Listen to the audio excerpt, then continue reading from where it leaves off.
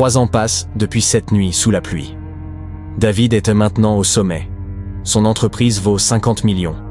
Il a épousé Mélissa, la femme en robe de soirée, une influenceuse qui affiche leur vie de luxe sur les réseaux. Villa à la mer, yacht, voyage en jet privé. Rose, elle travaille toujours au marché. Elle a maintenant 65 ans. Ses genoux la font souffrir, sa vue baisse, mais elle continue. Que peut-elle faire d'autre? Elle vit dans une petite chambre, mange du pain et des œufs.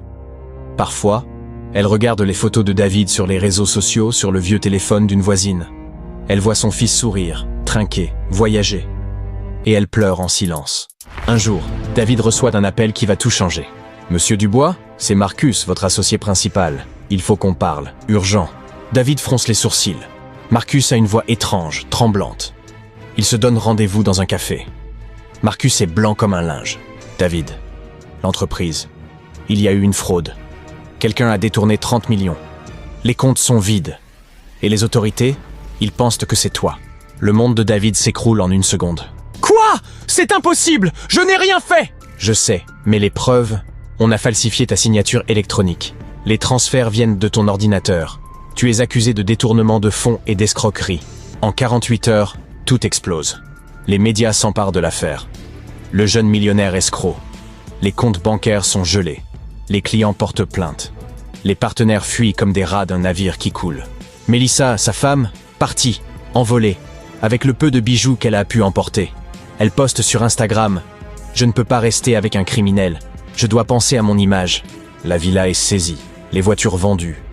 David se retrouve dans un appartement miteux avec pour seul bien un matelas et ses vêtements de luxe qui ne valent plus rien maintenant. Le procès commence. Les avocats coûtent une fortune. David vend tout ce qui reste. Il appelle tous ses amis, ceux qui buvèrent son champagne, qui riaient à ses blagues, qui lui tapèrent dans le dos. Aucun ne répond. Certains bloquent son numéro.